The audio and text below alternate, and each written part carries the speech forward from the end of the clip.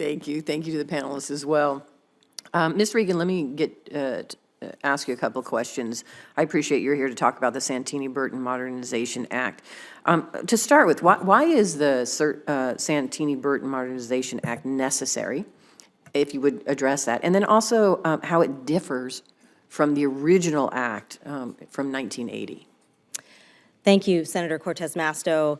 Again, good morning, Chairman Barrasso, Ranking Member, and members of the subcommittee. Julie Reagan here, Executive Director of the Tahoe Regional Planning Agency. I will give you some brief introductory remarks and then continue to fine-tune point the question. Our agency was formed by an interstate compact between California and Nevada and ratified by Congress in 1969. Our mission is to protect Lake Tahoe, a federally designated outstanding national resource water, while supporting our local communities and economy. I do appreciate the opportunity to address your questions in the committee today in support of the Santini-Burton Modernization Act S3695, a bi-state, bipartisan bill that's of the utmost importance to Lake Tahoe. The Tahoe Basin is the ancestral and current home of the Washoe people, the Washoe tribe of Nevada and California as they're known today.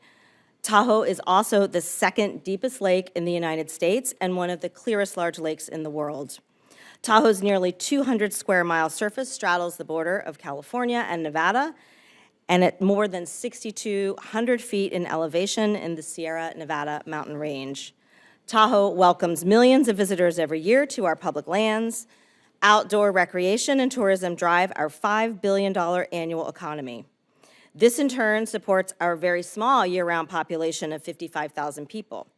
Tahoe also boasts a sizable community of second homeowners who hail from nearly every state in the nation.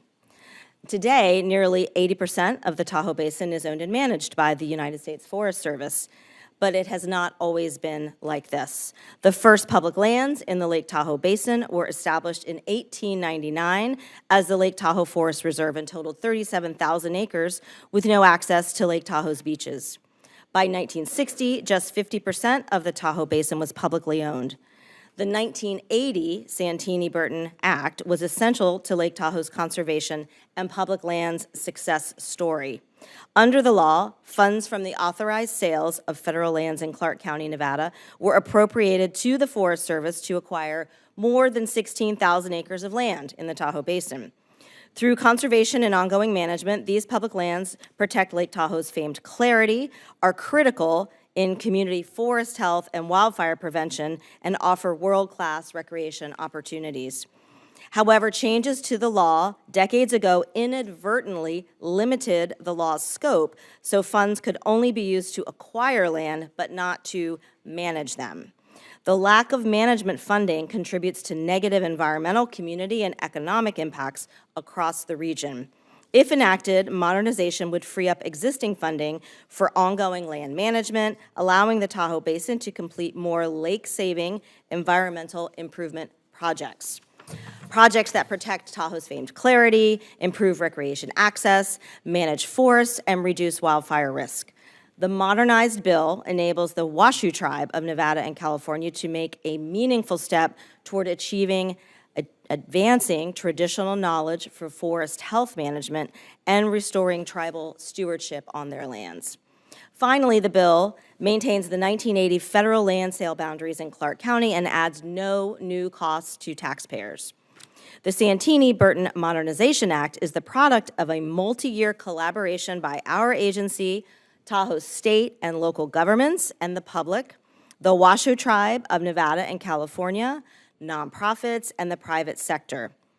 The bill also requires ongoing local input through an annual spending plan and partnerships with state and local jurisdictions. In 1980, Congress had a bold vision, transforming Tahoe into the national treasure that it is today. Thanks to Santini-Burton, Tahoe's unique character continues to be of national significance. But the threats to the lake require new solutions, solutions that the Santini-Burton Modernization Act can help deliver. I appreciate the consideration of this committee today. Hopefully you all have the opportunity to visit Tahoe soon. Samuel Clemens, the American author better known as Mark Twain, is a local legend in Nevada and the Tahoe Basin. He described the power of spending time at Lake Tahoe when he wrote 3 months of camp life on Lake Tahoe would restore an Egyptian mummy to his pristine vigor and give him an appetite like an alligator. Quite a description. I appreciate the opportunity to now answer your direct question. And the main difference that I would like to point out as a summary of my testimony, Senator Cortez Masto and members of the committee, is that the challenges are very different today in 2026 than they were in 1980. I will use a prop to demonstrate the power of the iPhone, which did not exist in 1980. And now with Instagram and social media, people descend in certain places all at one time. Too many places and too many impacts to our natural resources. We are actually having resources degraded on our public lands, and the funds that were used to acquire those lands cannot be used to maintain those lands and to take care of those natural resources. So that is a main difference. And another issue is our wildfire protection and the ability to actively manage lands that were purchased under the sale of Santini-Burton funds for defensible space and fire safety. Thank you. Let me just ask you one final question here. How discuss the difference between the funding that Lake Tahoe Restoration Act provides versus what Santini-Burton Modernization Act provides?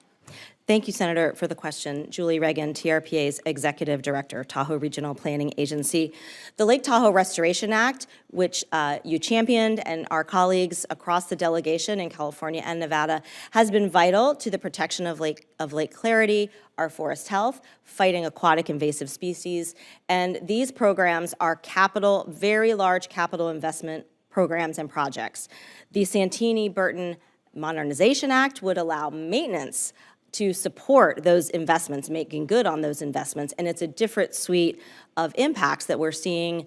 The Restoration Act will not address the recreational impacts. The Santini-Burton Modernization Act funds would support maintenance and protection of our recreation assets to allow more public access in the future. Thank you. Thank you, Mr. Chairman. Thank you.